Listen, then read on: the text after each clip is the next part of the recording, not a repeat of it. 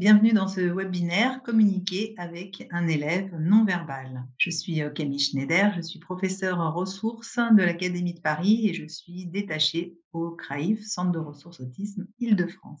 Alors tout d'abord, nous allons essayer de définir ce qu'est un élève non verbal, puis nous allons voir les différents modes de communication que l'on peut mettre en place, qui existent, hein. Et enfin, comment, mettre cette communication alternative, ou augmentative, en place dans le milieu scolaire. Pour ce faire, j'ai interviewé, 3 personnes, Clémence qui est orthophoniste et 2 mamans, qui ont des enfants non verbaux. Tout d'abord, il ne faut pas confondre la communication et le langage. Le langage est vraiment, l'outil avec lequel nous pouvons communiquer et puis, il y a, dans l'autisme, un trouble de la communication et pas forcément un trouble du langage. Il peut y avoir un trouble du langage, associé ou un retard de langage oral, mais la problématique, d'un enfant autiste, c'est vraiment la problématique de la communication. Donc cette communication qui se met en place, chez les enfants tout petits, bien avant qu'il y ait, du verbal. Par exemple, un enfant qui, par le regard, va attirer l'attention, qui va pointer pour demander quelque chose, qui va tendre les bras, pour être pris, dans les bras de l'adulte qui le regarde et cetera. Voilà, donc déjà, il y a un défaut de communication, quand ils sont tout petits et puis, après, du coup, le langage oral ne se met pas forcément, en place. Alors Clémence, qui est orthophoniste, est-ce que vous pourriez nous dire exactement, ce qu'est, une personne non verbale? Alors, on a longtemps utilisé non-verbal pour qualifier une personne qui n'oralisait pas.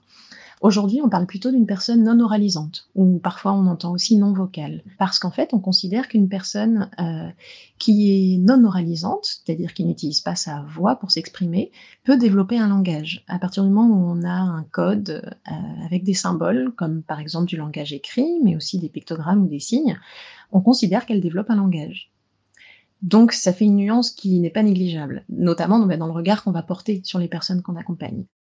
Alors Clémence, est-ce que vous pouvez nous dire ce que vous travaillez justement en séance d'orthophonie avec ces enfants, qui ont des difficultés donc, de communication et donc quels sont les différents aspects du langage que vous pouvez travailler avec eux? Alors concernant le langage oral et concernant le langage ou la communication d'une manière générale, on va vraiment avoir 2 axes, de travail. L'un concernant les aspects purement formels et linguistiques, c'est-à-dire, le développement, du vocabulaire, de la construction de phrases et cetera. Mais aussi, voire surtout, s'intéresser aux aspects fonctionnels de la communication, c'est-à-dire avant tout, qu'est-ce que la personne, quels que soient ses moyens, est capable d'exprimer? Quelles sont les fonctions de communication qu'elle a à sa disposition?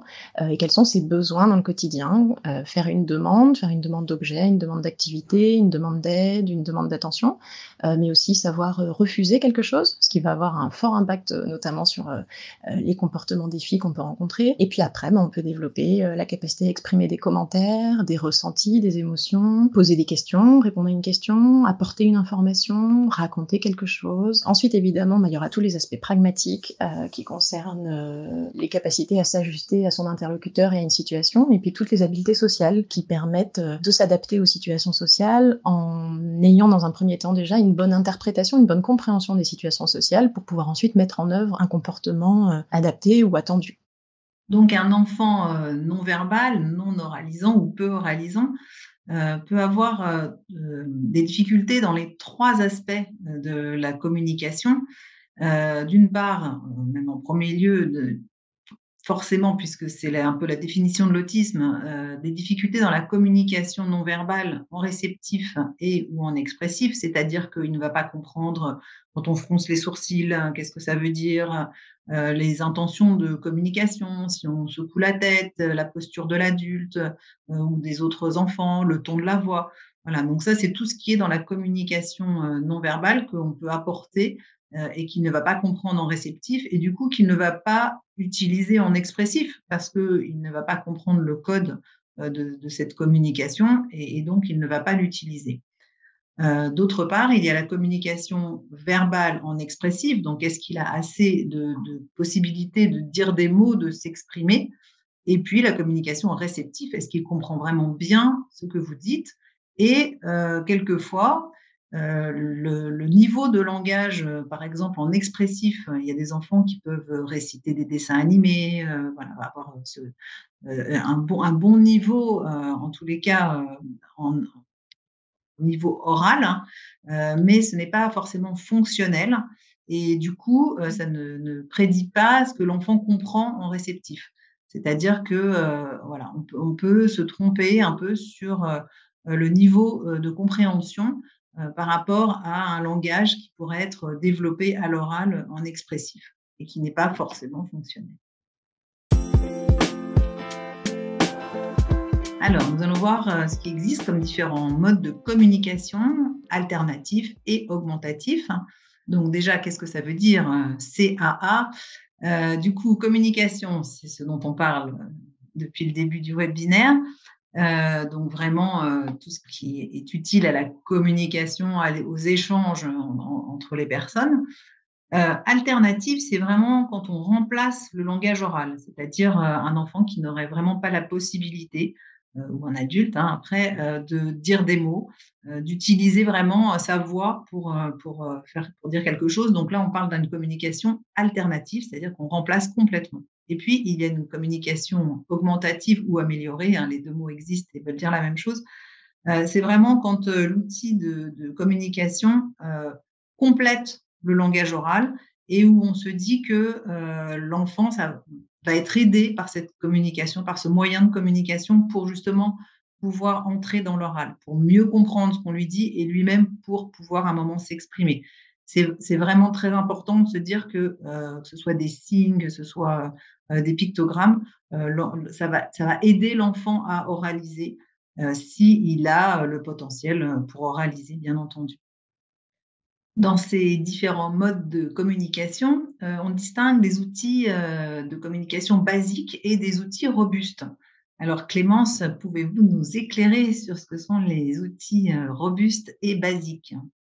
Parmi les différents outils de CA dont on dispose aujourd'hui, on peut distinguer de grandes familles avec notamment, la famille des outils robustes, qui sont arrivés depuis quelques années, qui, proposent un autre regard sur la CA, avec, des outils qui vont être, d'emblée beaucoup plus riches, alors notamment en termes de pictogrammes proposés, où on aura beaucoup plus de vocabulaire, mais aussi, des mots de nature beaucoup plus variée avec, des noms, mais aussi beaucoup de verbes, d'adverbes, d'adjectifs, de prépositions, et cetera, et aussi beaucoup plus de fonctions de communication. Les outils dits basiques, qui étaient essentiellement utilisés, auparavant et qu'ils sont encore beaucoup, hein, et qui peuvent tout à fait rester pertinents selon les situations.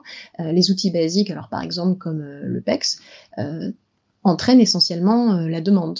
Là, avec les outils robustes, on va d'emblée avoir beaucoup plus de fonctions de communication, comme, la possibilité aussi de faire des commentaires, de raconter un événement, de poser une question, et cetera. Les outils, peuvent être, soit papier, sous forme de classeur par exemple, soit numérique et on peut aussi avoir, des outils qui viennent en complément. Par exemple, on peut avoir un TLA, c'est un tableau de langage assisté qu'on va utiliser, dans, une situation donnée ou sur une activité donnée. Par exemple, on peut avoir un TLA qu'on va utiliser pour aller à la plage si on ne veut pas emmener sa tablette numérique. Donc là, c'est un tableau de pictogrammes qui va permettre de communiquer sur vraiment ce temps spécifique. On peut avoir aussi des plannings visuels, par exemple, ou des séquentiels visuels, parce que l'idée de la CA, c'est aussi un support sur le plan réceptif, pas seulement un outil expressif. On peut avoir, par exemple, en complément aussi des tapis de discussion qui permettent de donner son avis et de dire ce qu'on pense d'une activité ou d'une situation. Récemment, j'ai pu l'utiliser pour faire le bilan d'un groupe que j'animais avec les enfants et qui ont pu me dire dans le groupe qu'est-ce qu'ils aiment, qu'est-ce qu'ils n'aiment pas, ou finalement ça dépend, ou je ne sais pas, on peut introduire après différentes nuances. Voilà, donc on a aussi tout plein d'outils qu'on va utiliser en complément de l'outil de CA qu'on utilise dans le quotidien avec la personne. On a les signes aussi qu'on peut utiliser. Les signes qui sont issus de la langue des signes française, mais qui ne sont pas de la LSF, parce qu'en fait, on préserve la syntaxe du langage oral, mais des signes qui vont accompagner, du coup, le langage oral. En tous les cas, on est vraiment sur l'idée que, on met en place, une communication multimodale et qu'on peut tout à fait avoir, plusieurs, outils, et qu'on propose plusieurs outils, notamment à la personne, pour pouvoir aussi identifier, ce dont elle va se saisir. Voilà, donc comme vous l'a expliqué, Clémence, vous avez des outils qui sont sans aide technique, c'est-à-dire, les gestes, hein, de la langue des signes ou des gestes, des expressions faciales qu'on va apprendre à connaître, à l'enfant, le regard, et puis l'oral, hein. Donc ça, ce sont des outils sans aide technique. Et puis, il y a les outils avec des aides techniques plus ou moins technologiques, donc avec, du matériel papier ou, du matériel enregistré, des petits boutons enregistreurs, par exemple. Et puis, il y a le matériel haute technologie, donc c'est plutôt, une application avec un ordinateur ou une tablette. Voilà, et donc effectivement, plus c'est technologique, plus ça va être robuste, mais comme le dit Clémence, en fonction de l'utilisation, on n'est pas forcément tout le temps sur un outil robuste et ça peut être intéressant, d'avoir, par exemple des gestes pour certaines actions. C'est beaucoup plus spontané. Des outils qui n'ont pas d'aide technique, hein, du coup, sont toujours, en notre possession. Et puis, il peut y avoir des pictogrammes, donc avec des outils de basse technologie qui viennent compléter en fonction de la situation, les outils d'autres technologies. Donc voilà différents outils. Donc par exemple, les emplois du temps visuels, hein, sont des outils pour aider l'enfant à comprendre, donc avec, des emplois du temps papier ou alors qui peuvent être, sur une tablette. Vous avez des porte-clés, que vous pouvez utiliser, en classe surtout, avec les consignes et les interdits, par exemple. Après, vous choisissez, les consignes, donc ça, c'est vraiment un soutien également à la compréhension pour, l'enfant. Il y a tous les signes que vous pouvez faire, hein, pour compléter votre langage et puis pour simplifier votre, langage oral. Donc par exemple, si vous lui demandez de s'asseoir, vous pouvez faire le signe «assieds-toi» et l'enfant va, être, aidé par ce support, visuel, hein, qui va compléter, votre demande de «assieds-toi». Vous avez également une capture d'écran, d'une application sur iPad qui s'appelle Let Me Talk, qui est gratuite et qui utilise, des pictogrammes Arasac dans sa base de données, qui sont gratuits aussi et libres de droit. C'est une application très pratique où vous pouvez ajouter des photos, vous pouvez ajouter, ce que vous voulez comme image, et puis, voilà, il y a des catégories et l'enfant va pouvoir, construire des phrases et appuyer sur la synthèse vocale qui va oraliser pour lui les phrases qu'il aura construites. En bas au milieu, vous avez un tableau de communication que j'avais réalisé pour des enfants, en maternelle, hein, dans une UMA. Nous allions au zoo, voilà, et ça leur permettait d'avoir juste une feuille avec, tous les animaux qu'on voyait, au zoo de Vincennes et donc ils pouvaient me dire: je vois une girafe, je vois un zèbre, je vois» et cetera. Voilà, donc c'était vraiment, contextuel et c'était assez pratique d'avoir qu'une feuille à 4 au lieu de se promener avec, la tablette, le classeur, hein, et cetera. Voilà, c'était juste, un outil, ponctuel et puis une photo, d'un classeur de communication avec échange d'images. Donc c'est un classeur, lambda, hein, qu'on découpe et puis sur lequel, on a mis des pictogrammes de chez Arasac. Alors, ces mamans vont pouvoir, nous dire, comment ça s'est passé pour leurs, enfants, comment, elles ont fait entrer un nouveau mode de communication à la maison. Et puis, avant, Clémence va nous expliquer, comment est-ce qu'on choisit un mode de communication pour un enfant? Alors comment on choisit, le mode de communication, qu'on va développer? Hem Je parlerai pas de choix, dans le sens où aujourd'hui on a un peu abandonné, ce qu'on a longtemps pratiqué, qu'on définit comme le modèle de candidature où, auparavant on raisonnait en se disant que, il y avait, des plus ou moins bons candidats pour tel ou tel type de CA. Aujourd'hui, on utilise plutôt, ce qu'on définit comme étant un modèle de participation, c'est-à-dire que, on propose un bain de CA à la personne, on utilise des outils de CA et c'est vraiment dans la pratique qu'on va pouvoir déterminer, ce dont la personne se saisit, ce qui fonctionne le mieux et adapter, au fur et à mesure. On n'est plus du tout dans l'idée qu'il y aurait des prérequis nécessaires pour, la mise en place de tel ou tel outil. On considère déjà que l'évaluation des prérequis est pas toujours fiable, notamment une personne TSA. Pour prendre un exemple concret, tout ce qui est discrimination visuelle, c'est pas forcément facile à évaluer, si la personne n'est pas disponible, pas motivée, peut-être n'a pas compris la consigne, ou peut-être même qu'elle a réellement pas effectivement ces compétences de discrimination visuelle, mais on considère que c'est justement l'utilisation quotidienne quotidienne et l'immersion dans ces outils de CA qui fait que ces compétences peuvent se développer, et notamment parce que ce sera très fonctionnel, très concret. Alors pour Evan, on a intégré un nouvel outil de communication différent du langage oral à partir de ses 2 ans et demi, quand on a mis en place à la maison une prise en charge psychoéducative en ABA. On avait donc une intervenante qui venait, qui était elle-même supervisée par une psychologue une fois tous les 15 jours, et on a démarré en ABA par travailler la demande.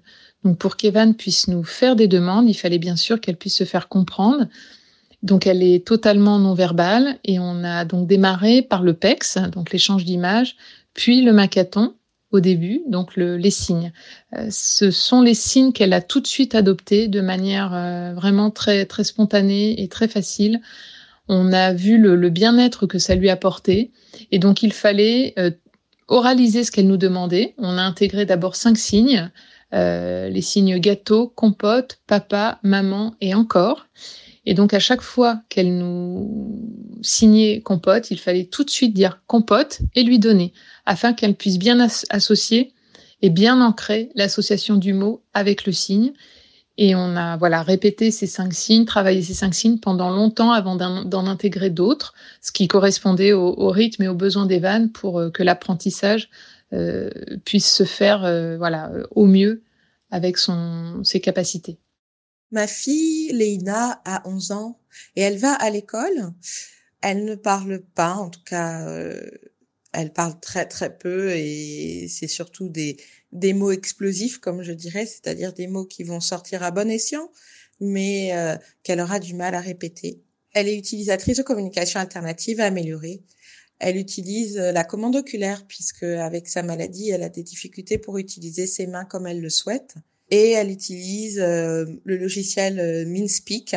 Nous avons introduit la CAA dans nos vies peu à peu, au départ avec PEX, puis tout en continuant avec PEX, Makaton, et puis tout en continuant avec Makaton, on a découvert les outils linguistiquement robustes, ce qui nous a permis de pouvoir offrir à notre fille des dispositifs de communication alternative améliorés, adaptés en fonction des situations, mais surtout en fonction de ses besoins. Alors Ludivine et Sandrine, dites-nous comment aussi vous faites à la maison pour que vos enfants, vos filles comprennent mieux ce que vous leur demandez, ce que vous leur dites, et les échanges familiaux à la maison. Les outils qu'on utilise avec Evan pour soutenir la compréhension, ce sont les photos ou les signes. Et dans les 2 cas, je crois que ça utilise le canal qui est le plus adapté pour les autistes, qui est le visuel. Donc, on a vraiment adapté notre communication en faisant des phrases courtes et toujours associées ou à une photo qu'on va lui montrer si on parle d'un lieu où on va se rendre, par exemple, ou des signes. Alors les signes, c'est devenu notre outil de communication au quotidien, c'est notre langue avec elle, mais je crois que ça reste du visuel pour elle, qui est accompagné par les mots, et l'ensemble est beaucoup plus percutant pour qu'elle puisse comprendre ce qu'on veut lui dire. Alors, pour qu'elle puisse bien comprendre quand on lui parle, on signe, on va lui montrer des pictogrammes, on en a partout dans toute la maison. On a des coussins pictos, des mugs pictos, des tableaux pictos, et son dispositif et les classeurs de communication. On n'est pas avare, la multimodalité à fond au quotidien à la maison pour lui offrir un bain de langage adapté à ses besoins. Donc voilà, on a vu un petit peu un panel de ce qui existait, de ce qui était possible. Et alors, comment fait-on en classe? Donc Ludivine et Sandrine vont encore nous expliquer comment ça se passe pour leurs filles à l'école, comment est-ce qu'elles communiquent au quotidien et avec quels outils. Aujourd'hui, Evan est dans un IME intégré dans un collège, donc ça ressemble à une unité d'enseignement autisme version collège, donc avec une enseignante spécialisée et une éducatrice. Jusque-là, l'équipe signait peu, jusqu'à l'année dernière encore. Donc, Evan s'exprimait beaucoup avec le PEX digital qu'elle a sur son iPad. Et donc, elle choisit les images, elle valide et ça oralise des phrases. Simplement, c'est un outil qu'elle n'exprime pas de manière spontanée. Donc, il faut créer des situations pour qu'elle l'utilise. Elle sait parfaitement l'utiliser, mais elle ne va pas déclencher spontanément ses besoins ou ses demandes avec cet outil. Donc ça reste quelque chose avec lequel il faut qu'elle soit accompagnée. Contrairement au français signé, qui est vraiment sa langue. En cours d'année, on a eu la chance que l'enseignante ait une formation en langue des signes d'accepter. Donc, depuis quelques mois, elle signe également. Et l'équipe elle-même peut constater la différence parce que c'est vrai quand on dit je vous assure qu'elle signe, on nous dit oui, mais au collège ou à l'école, elle ne signe pas, ce qu'on nous a dit pendant de nombreuses années. On ne peut pas communiquer si on voit que l'autre ne comprend pas et ne répond pas, comme toute langue. Et donc là, l'équipe voit la différence dans sa communication, puisque maintenant la maîtresse comprend et l'éducatrice voilà, laisser la timidité de côté au niveau des signes pour vraiment se lancer à signer également. Et c'est une telle révolution en termes de communication entre elles et de progrès, parce que du coup, le bien-être est décuplé et c'est toujours porteur de progrès. Donc aujourd'hui, on a ces 2 outils, plus quand même les pictos qu'Evan utilise très facilement également. Mais c'est les signes en premier, peut-être les pictos en deuxième, et l'iPad, puisque ça nécessite que l'équipe crée des situations voilà, pour qu'elle puisse s'emparer de l'outil. À l'école, elle va utiliser principalement un code oui et non, ainsi que des tableaux de communication. Elle utilise aussi sa tablette, mais comme elle peut dire ce qu'elle veut avec, eh bien, cette petite fille va pas se retenir de dire qu'elle veut passer son temps à regarder des dessins animés ou aller à la cour de récréation. Voilà, elle s'inhibe moins que ses camarades, mais l'enseignante lui propose des activités en dispositif Ulysse et grâce à la CA, elle peut y répondre, mais plus particulièrement de la CA low-tech, ce qui lui permet aussi de réduire le coût de la communication au niveau moteur, mais aussi au niveau attentionnel. Et quand elle a envie de dire autre chose, ben, elle a toujours cette petite case dans ses outils de communication pour dire autre chose. Donc, comme vous l'aurez compris, hein, c'est important de faire attention au langage expressif pour l'enfant, comment peut-il s'exprimer, et au langage réceptif, que comprend-il de consignes que vous lui donnez ou des demandes de ses amis qui sont en classe avec lui. Donc, l'idée, c'est vraiment que tous les élèves puissent avoir une communication à l'école, c'est indispensable. On est énormément dans la transmission orale à l'école et donc il faut absolument penser à ces enfants qui ont des difficultés de communication. Donc pour l'expressif, l'enfant doit pouvoir développer une multitude finalement de possibilités de communiquer en fonction du contexte. Donc il peut pointer si l'objet est là pour le demander par exemple ou pour vous montrer quelque chose. Il peut faire des signes, il peut avoir des pictogrammes, des photos sur papier, mais il peut aussi avoir une tablette avec une synthèse vocale, donc une application pour qu'il puisse communiquer facilement. Il peut y avoir des tableaux de langage assisté et puis des mots écrits. Il peut vous écrire des mots. Il y a des enfants qui ont une graphie et qui sont lecteurs hein, et qui peuvent vous écrire leurs demandes parce que quelquefois c'est plus simple de passer par l'écrit que de s'exprimer à l'oral, même pour fabriquer des phrases, etc. En réceptif, il faut que vous fassiez très attention à ce que quand vous lui demandez quelque chose, peut-être vous l'interpelliez pour qu'il se sente concerné par votre consigne, que vous ralentissiez votre débit de voix, que les phrases soient courtes, simples, et puis que lorsque vous demandez quelque chose, vous pensiez au temps de latence. C'est-à-dire qu'un enfant, souvent, il lui faut quelques secondes souvent 3 secondes, pour pouvoir traiter l'information que vous venez de lui demander, que vous venez de lui donner, et après, agir en fonction d'eux.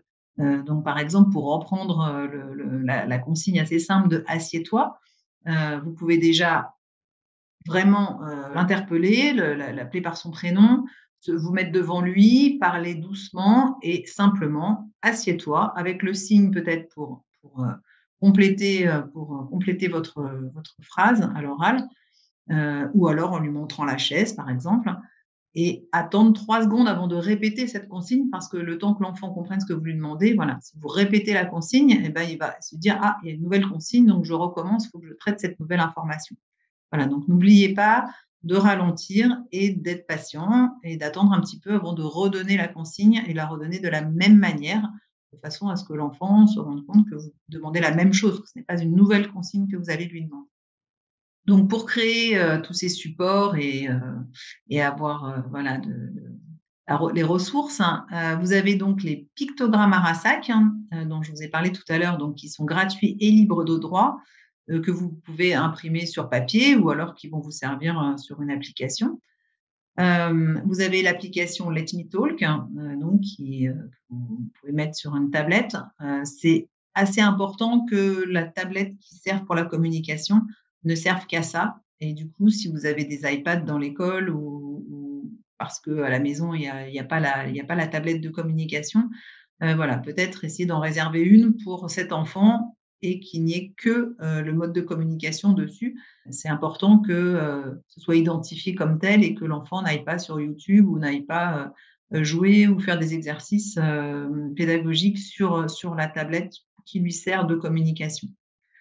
Il y a aussi une application qui s'appelle Elix, hein, que vous pouvez télécharger sur votre téléphone, entre autres et donc c'est un dictionnaire, hein, de langue des signes, pour les sourds et donc vous tapez un mot et la personne va vous, signer, c'est des petites vidéos où la personne, signe le mot. Voilà, donc c'est vraiment chouette pour apprendre de nouveaux signes parce que tant qu'à faire, si vous avez besoin d'avoir des signes, autant que ce soit des signes conventionnels qui vont pouvoir être utilisés à d'autres endroits que dans la classe, même si quelquefois vous pouvez inventer un signe parce que dans l'urgence, il faut trouver quelque chose et puis que ce sera un signe un petit peu un signe personnel avec l'enfant et les élèves de la classe. Vous pouvez aussi trouver les tableaux de communication et puis les porte-clés, les consignes et des interdits, sur le site du CRAIF, donc je vous ai donné le lien, dans, l'onglet outils d'aide à la scolarisation. Et puis enfin, il y a les pictogrammes de chez Makaton. Donc les signes de Makaton sont globalement ceux de la langue des signes que vous retrouvez sur Elix, mais par contre, il y a aussi les pictogrammes de chez Makaton, qui sont assez intéressants, surtout compléter, par exemple, des histoires, des albums, d'enfants ou voilà, de pouvoir mettre le texte en pictogramme de chez Makaton. C'est vraiment intéressant. Ils sont assez conceptuels, donc c'est peut-être pas pour des enfants, de maternelle, mais plutôt pour, des enfants d'élémentaire. À l'école, comment fait-on pour mettre en place cette communication? Et elle parle de bain de langage visuel, hein, à l'école. Oui, c'est ça, il faut vraiment que, vous disiez, alors l'oral, je ralentis, je fais des choses, mais du visuel, du visuel, du visuel. Donc que ce soit, en signe, que ce soit, en pictogramme, que peu importe, il faut le plus de visuel possible. Et ce bain de langage visuel va être également utile pour d'autres enfants, hein, pas que, pour les enfants, qui ont un trouble du langage ou de la communication. Nous-mêmes dans le monde, hein, on prend le métro, on va regarder le visuel plus que les annonces à l'oral. On se sert énormément, du visuel, hein, surtout quand on est dans un contexte compliqué où on ne comprend pas forcément tout. Donc voilà, très important d'avoir du visuel partout à l'école et à portée de main des enfants. Donc on a parlé, de comment les enseignants et les AESH peuvent utiliser, hein, les modes de communication et un petit peu les mettre en place. Mais bien entendu, quand il y a une orthophoniste, c'est beaucoup plus simple parce que, vous allez pouvoir travailler avec l'orthophoniste et faire, avancer l'enfant dans ses modes de communication et dans l'augmentation du vocabulaire et cetera, en même temps que l'orthophoniste.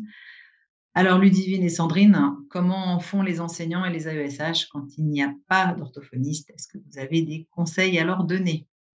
Alors si je pouvais donner quelques conseils à une équipe qui a des enfants qui n'ont pas d'orthophoniste, ce serait d'intégrer des petits exercices, qui sont, faisables dans un contexte de classe, qui sont par exemple, le chant, si l'enfant est non-verbal, de tenter des la la la, tout ce qui peut stimuler la sphère, buccale comme souffler dans une petite flûte, dans un petit sifflet, de gonfler des ballons, de faire des bulles, tous ces petits exercices qui peuvent stimuler vraiment, l'intérieur de la bouche, c'est ultra précieux.